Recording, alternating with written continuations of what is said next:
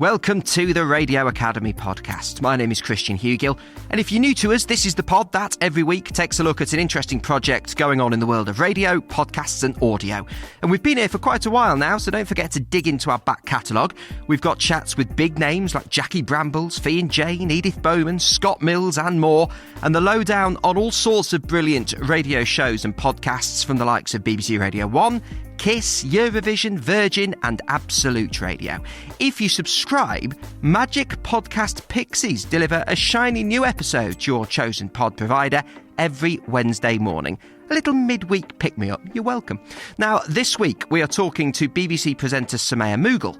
Her new BBC Sounds podcast is called Brown Gal Can't Swim. It's a fascinating series which features the likes of Olympic legend Rebecca Adlington. Summaya presents on BBC Radio Leicester, but has also hosted shows across the BBC and events for us at the Radio Academy.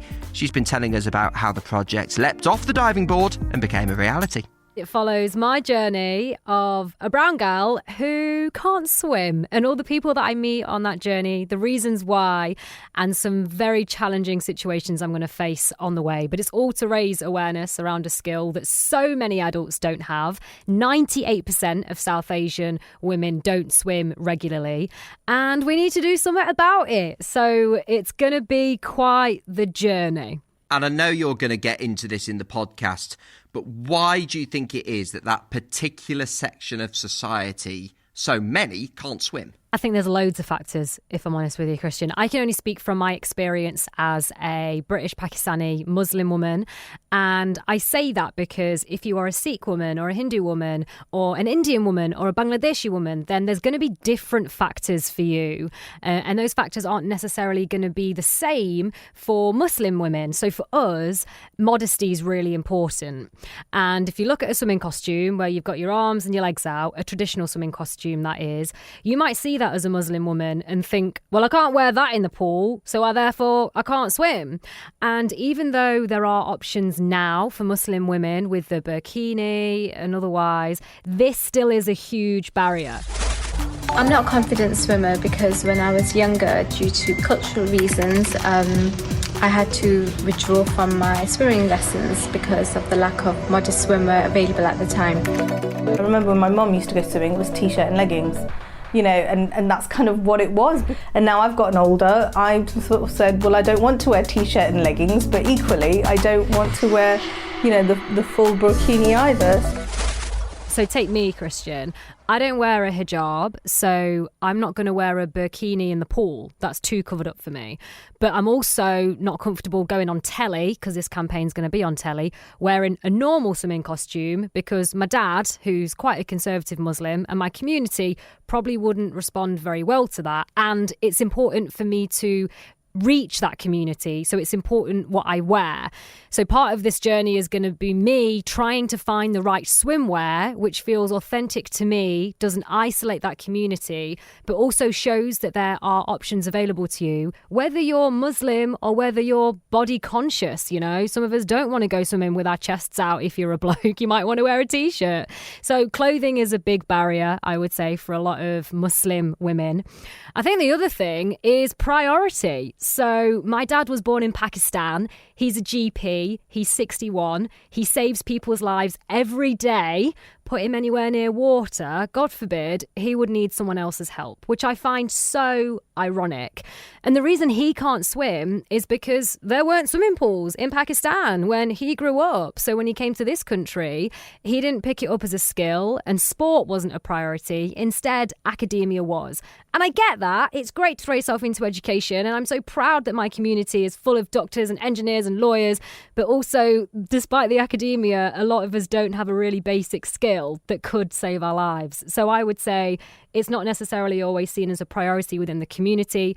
That can have an impact on different generations. So my dad didn't swim, therefore that's why I can't swim. Clothing is a barrier also. And I think also sort of showcasing and raising awareness around the facilities that are available is important. So loads of Asian women, or just women generally, don't know that there are female-only swim classes. They don't know that there are female lifeguards available, female swim teachers.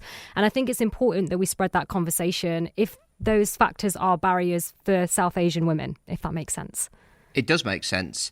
And in the podcast, it's not just about your journey to finding something that you can wear to swim, but also learning to swim, which is daunting at the best of times. How was it? Yeah, scary, really scary. So I've decided to go back to the pool that I had lessons in as a child. And I decided to do that because I was scared of that pool as a kid and I didn't pick up swimming, and I've gone back for unfinished business on my old council estate in Nottingham, Southglade Leisure Centre. And I'm there every Friday morning having my swimming lessons. And that was a pool where I was so scared of deep water. I was scared that my feet won't touch the ground and couldn't touch the ground as a child. Now, I have grown since then, only marginally. I'm only 5 foot, Christian. However, but what it does mean is that my feet can touch the ground now, which is great. So the journey initially was overcoming those fears, that fear of deep water, knowing that nothing was going to happen to me, if you like. But also there's a lot of personal barriers there as well. It's embarrassing. I feel so embarrassed as an adult to say that I can't swim. So putting yourself on TV, on radio, with no makeup on your face, wearing a costume that is completely different to what anybody else would have seen, trying to gain a skill that it feels that children have, is a really vulnerable position for me to put myself in. And in answer to your question in relation to the swimming, all of that stuff impacts my swimming. It is fairly unusual, isn't it, particularly at the BBC, to make a story a little bit about yourself and to do a story that you live through personally, because most of the time, you know, I'm a former BBC journalist, you do stories and you look at other people's stories. How challenging was it to actually be a part of your own story and put some of your personal journey in this podcast, on the telly, on the radio? Really good question. It's such a vulnerable space to be in. I don't like being asked questions, as lovely as you are, Christian. Don't like it. No, I understand. I'd much rather be in this position. I understand. Yeah. So I can ask. It's funny, you know, I did an interview with BBC Radio 5 Live on Drive, and I don't like being asked the questions, and my back was like sweating during the interview. It was disgusting. So you're right. Like, it is so vulnerable, even though I can ask everybody else questions about their lives and be so intrusive and personal. When people ask me, it's so scary, but I'm doing it and felt like I needed to do it because it's important, and I know that this can make a difference to people's lives and it can save their lives, and that's the thing that's carrying me through. And so in terms of putting myself into the story, the good thing about it is that I'm a producer, so I can that's a good and bad thing, by the way, so I can produce this in a way that I know will work for TV and radio, with the contributors like Becky Adlington's involved and loads of Olympians are involved, and going back to my old estate and setting a challenge of learning to swim in 8 weeks. The only downside to that is I guess I forget that I am the subject, and there are moments where I'm like, Summaya, what are you doing? Why have you got an Olympian to set you the challenge of swimming 500 metres in open water in 8 weeks? What is wrong with you? So it's really great in one sense, but it's probably not so great on the other side, given the challenges and the obstacles and the factors that I've kind of created for myself to an extent. Yeah, I mean, I've been working in TV and radio for 10 years and only in the last few weeks have done a project that looked a little bit at my story as well. It was on this, we featured it on this podcast for Virgin Radio Pride, and I looked at the rise of LGBT plus football fan groups, and I'm a patron of a football fan group, so I kind of thought I knew everything about it. Turns out I didn't. Turns out I knew so little. I just wonder what you've learned about a topic that you thought you knew quite a lot about. How many people are affected by this journey and how many people can't swim is the first thing, because it took me a bit of time to admit it. And before I admitted it, I did look at the data and tried to figure out how many people in my community can't swim. And one of the things that I learned, and it was one of the things that made me feel like this is why you have to do this, Summaya, is that 98% of South Asian women don't swim regularly. And that was really shocking for me. But also it sounds extraordinary, doesn't it? It's an extraordinary statistic. Mad. 98% of South Asian women don't swim regularly. And Christian, that was a statistic that I found through asking the question. So I went to the head of Swim England and the chair, Richard Hookway, and I said to him, you've got data on the participation rates for the white community when it comes to swimming, ethnic minority communities as a whole, the black community, and they may have existed in the public, but I couldn't find this figure. And I think that's because often what can happen is that ethnic minorities are bunched into one community and they're not always broken down into your gender or your race and that sort of thing. And so it's important to make that distinction between myself as a South Asian woman and the black community, because our challenges are different. So for the black community, who have been amazing in talking about the challenges they face, they may struggle with their hair or bone density, myths around bone density, or skin. I don't have those challenges. My challenge is clothing and priority and modesty. And so if those distinctions aren't made in the data, then how can you tackle the issue, especially if those statistics are so high? 98% of South Asian women can't or don't swim regularly, but I didn't see organisations or individuals talking about this and championing this.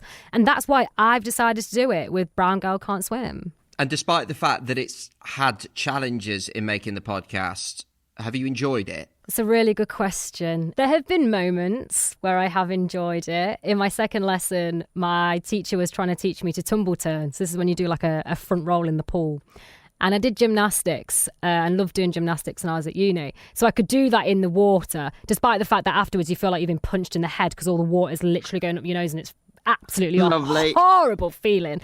But I was enjoying that, and I've enjoyed the first couple of lessons, but it's been really hard. I witnessed someone almost drown a few weeks in, and that was really difficult. I was at a public swim and the lifeguard jumped in and saved him, and he was a Pakistani Muslim guy, and he's featured on the podcast and in the story because we stayed in touch and he wanted to share his journey.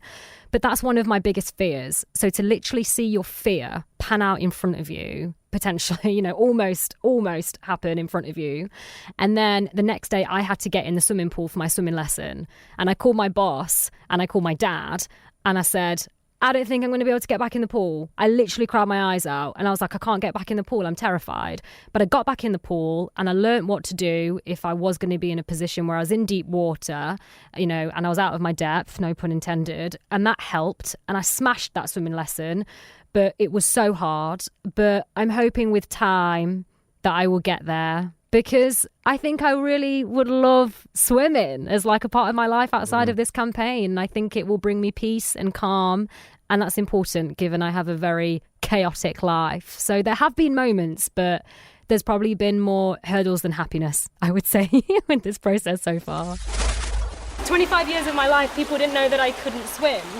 And it feels so dramatic, like crying about it, but imagine hiding something from the people that you love and your best friends, and you're going on holiday and you're like, I'm not going to go in the water because I don't want to get my hair wet. And yeah, I think this is kind of a moment where I feel like I'm addressing something that I haven't been able to do for like my whole life. And what advice would you give to anyone thinking of making some radio or a podcast or anything really that has very personal elements to it after the journey you've been on in this? I would say record loads.